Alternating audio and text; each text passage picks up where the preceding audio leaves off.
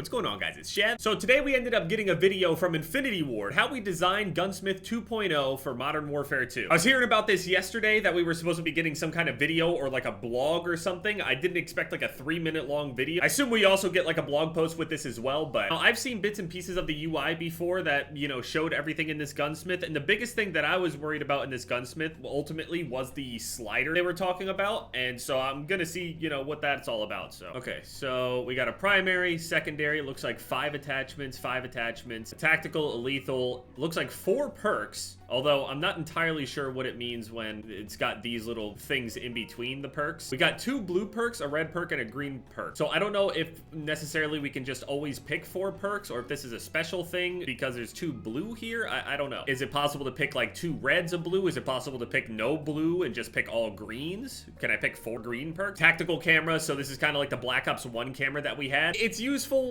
sort of, like maybe some search and destroy type stuff, but in multiplayer stuff is way too fast. Your tactical camera is basically your teammates, where they're firing at, where they're spawning at, and where they're dying at. That is your tactical camera. Wow.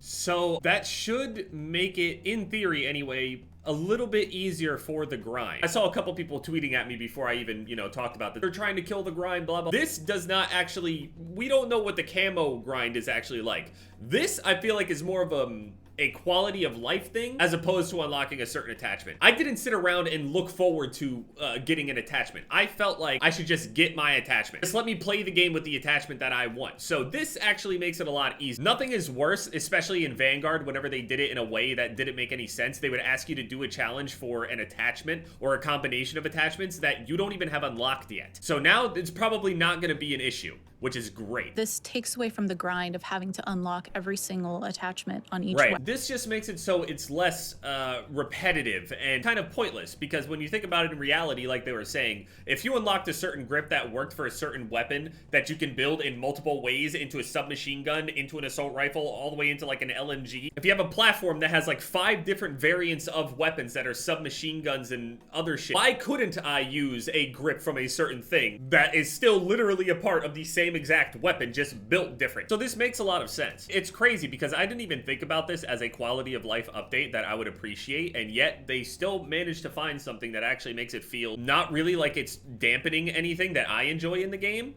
And it also makes it way less of a headache for everyone involved. Is now usable on a different weapon within that platform, and you don't need to re-unlock that weapon. All right, cool. I got it. I'm hoping I wasn't sounding like a dumbass. So this is the FJX Cinder Weapon Vault. Available for purchase with the Vault Edition. I mean, it's a lot of money. Every single one of those attachments will be themed cohesive. So, wait, so that would mean, like, this is only for the Vault weapons themselves, so basically they're just blueprints kind of on steroids, but in reality kind of how it should have been in the first place. But that takes a lot of resources, I'm gonna assume, because they have to take every single attachment and then make their own design for it and have it load in whenever you select that thing. Can you mix and match it if you want? Or is it like strict, like super strict? So on top of paying money, you do technically get that blueprint for multiple weapons. Like say if the meta was literally the M4 platform, where everybody's running some form of SMG M4 and everyone's using the M4 AR. If you got that one Vault thing, you would technically have the value of multiple weapons, right? But at the same time, I feel like things in the store are already kind of overpriced for what they are. I don't know, at the end of the day, it's cool, but I understand how difficult it probably is to properly try to get these designs to stretch over stuff, so I mean,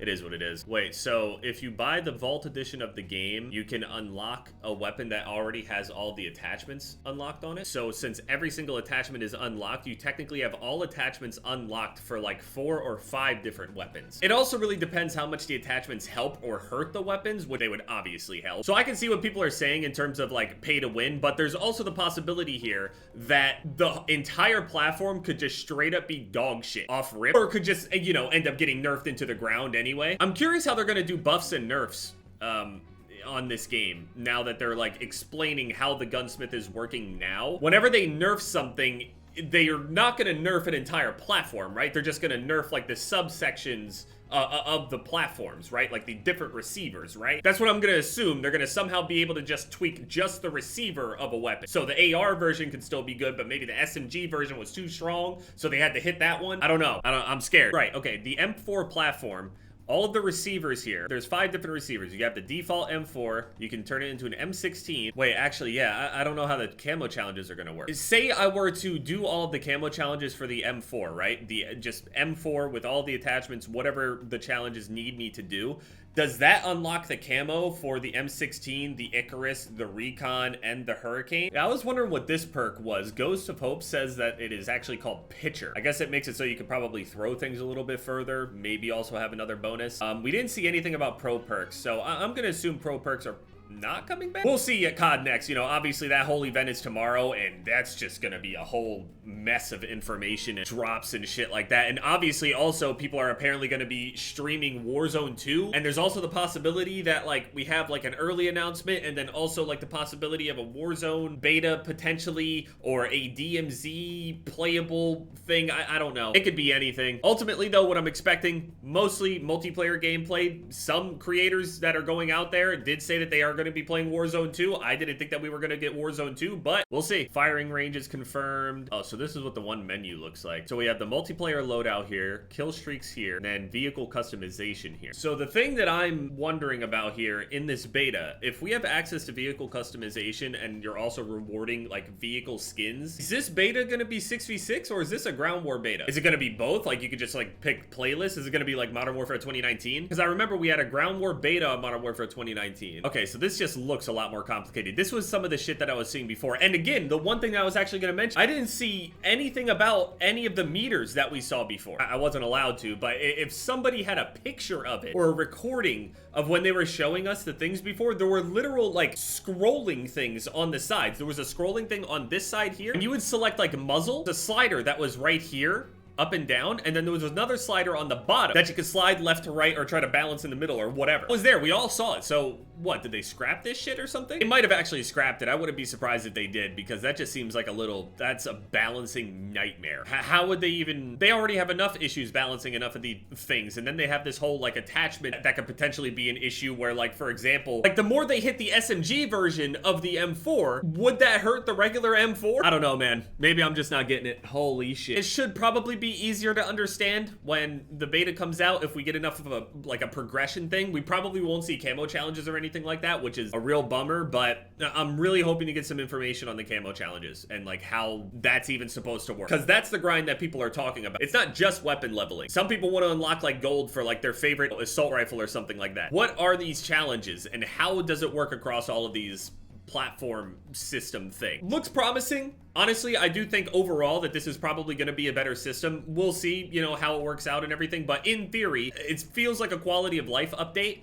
and hopefully we can learn a little bit more about it when we actually either watch at COD Next, depending on whatever gameplay we see. Also, people that are all streaming the game and everything. There's going to be so much information that's going to be tomorrow, and just, there's going to be so much. I'm excited. I'm actually excited now that I've seen all this shit. So anyway, yeah, thank you guys so much for all the love and support on the videos recently, and yeah, it's been Jev, guys.